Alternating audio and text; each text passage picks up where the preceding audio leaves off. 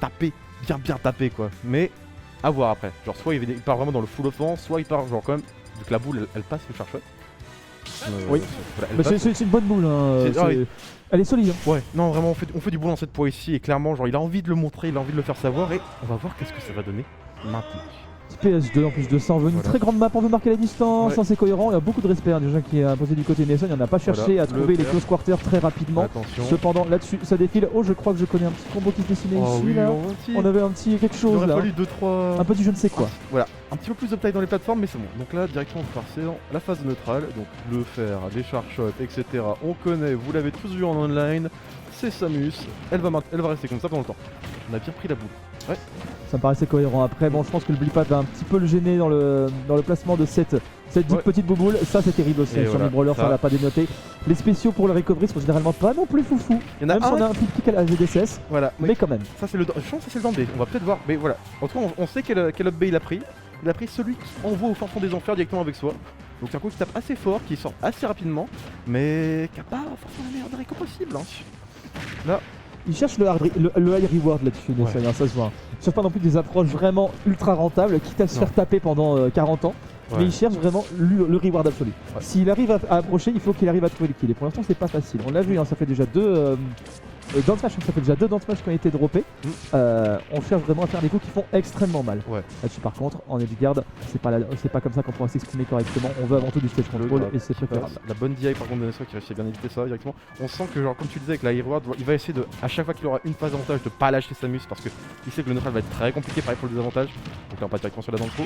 DI, la read, downer back air, ça fait très mal. Et 2 down air pour récupérer la Rico. C'était bien vu. C'était bien vu là-dessus. On essaye en plus de ça. J'ai l'impression qu'on a un petit peu de mal sur le timing des techs. Ça fait déjà plusieurs où il fait juste que tomber. Il ne fait juste que tomber. Et là-dessus, par contre, là, ça sent un petit peu mauvais. Oh, ça sent très mauvais. Et voilà. On a eu peur de ce grab. On avait plus de son. On s'est passé dans l'air dodge. C'était sans concession. Là, Dark Samus s'est fait beaucoup trop peur à la fin. On a fini la panique un petit peu. On a senti que le perso n'est pas là pour rigoler. Que le match est très difficile à appréhender du côté de Nessoy. Et ça se ressent. C'est un 3 stock sévère et net de Nico. Que va faire Nessoy? Ouais, j'ai entendu aussi. J'ai entendu ça, envie de partir sur un avec de ce côté-là. Ouais, on va multiplier des mers là pour le coup. Hein. Pourquoi pas? Dès qu'on multiplie des plans, on décide de multiplier des mers là-dessus. Face à un mid-brawler qui encore une fois va galérer à l'approche parce que cette fois c'est pas la longue range, cette fois c'est plutôt la mid. Voilà, et ici on a une épée, on a une disjoint, l'une des plus grandes épées du jeu, pas la plus grande vu qu'on a Sephiroth, on a Robin, enfin la Levinson qui sont là, mais quand même, c'est pas n'importe quoi, c'est pas juste. Et ça commence direct. Dans le trou. Mais au moins, il peut se permettre déjà d'aller à l'approche dès le début de la game. Et ça, j'ai l'impression déjà que ça lui permet de respirer un peu. Ouais. Parce que déjà, on arrive à trouver une petite phase avantageuse à une 69%, on dit pas non.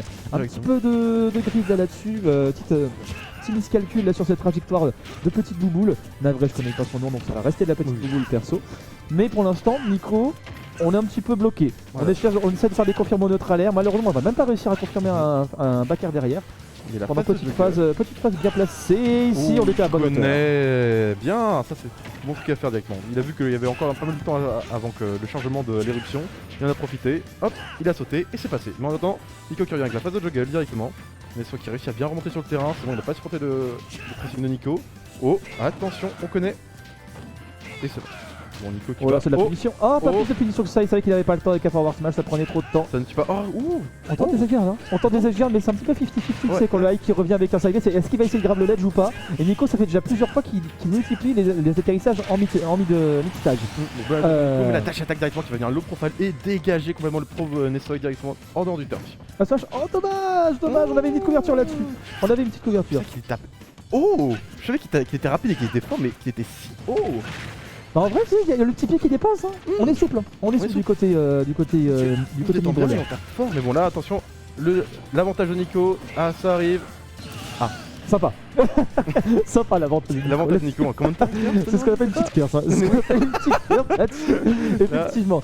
Nico, pour l'instant aussi, qui essaye de beaucoup de miser sur son neutralaire normal. Mais je sais pas si tu l'as vu, mais dès lors qu'il n'arrive pas à tuer, parce qu'on a quand même eu un Nessoy à 140 et pléthore%. Ça va être quoi son principal mix-up? Ça va être la dash attack parce que c'est une burst option relativement efficace, mais si tu la rates par contre c'est à double tranchant. Voilà, et là directement j'aurais pas arrivé rapidement et surtout c'est pas un personnage qui va avoir du mal à tuer, même si bon pour l'instant genre Nessoy est vraiment mis sous pression de Nico, il a pas vraiment le temps de s'exprimer, on va dire le pauvre, mais vraiment c'est un personnage qui a 1000 et une options pour tuer. Mais là Nico est d'accord, tu peux nous montrer ça. C'est une bonne lecture de jeu là, ce qu'il a fait Nico en même temps. On était sous pression, on a essayé de revenir le plus rapidement possible, on va prendre l'option entre guillemets la plus safe, du moins la plus safe sur la longueur du terrain. Ce sera une roll qui sera saisie. Qu'est-ce qui s'est passé? C'est un mauvais... Oh là, il voulait emmener directement Nessa avec lui mais ça n'a pas marché. Donc bon, Nico qui a voulu nous montrer des belles actions mais au final, il est tombé au fond. Petit filou là, à faire le malin. Regarde un peu dans quelle situation ça te met parce que là c'est bien ça, il est trop en avantage. Trop important pour toi, ça va mal se terminer. Courageux, on va voir ce que ça donne. La Nessa qui voit une opportunité de gagner une game enfin, de peut-être remettre ce match en son avantage directement, voir le set en entier. Mais là, Nico qui est vraiment pas d'accord. Le nerf, suivi d'un nerf. Est-ce que tu veux un petit peu de nerf en plus de ton nerf? Ah, parce que pour l'instant, on a envie surtout de placer des nerfs. Oh là, tu peux être un nerf? Non, ce sera un nerf, effectivement. Normal là-dessus, tu me diras. On cherche les confirmations. On cherche à un petit peu bloquer, on cherche à vraiment à faire du mix-up. Là-dessus, côté Nico, on voit que les nerfs marchent pas sur Shield, et ben on va essayer de mettre un petit peu plus de pression sur Shield avec un F-Tilt, et s'il le relâche, de toute façon, c'était la mort. Là-dessus, Nessek qui arrive pas à récupérer l'avantage qu'il avait au début de game. On est un petit peu coincé quand même côté Nico. Attention parce que ça a été bien buff. L'armure comme le key power de ce Diop B, même si c'est pas non plus, encore une fois, transcendant, faut pas non plus oublier que c'est une option de panique surtout. Là-dessus, par contre. Le F-Tilt qui va venir régler. Là, il m'a surpris. Là, il m'a surpris. J'attendais une dash attack. Mais oui, c'est vrai que le F-Tilt qui part bien rapidement, qui fait bien des dégâts. Genre là, c'était net et carré à la fin. À part les deux B suicides qui malheureusement bon refait un petit peu tâche, genre vraiment c'était une game vraiment plutôt clean du côté de Nico, même si bon, les nerfs etc, genre ça a bien mis la pression au shield, on a vu que genre Nesso au bout d'un moment il avait plus rien à faire, il pouvait plus défendre, il était juste obligé de partir directement, mais là,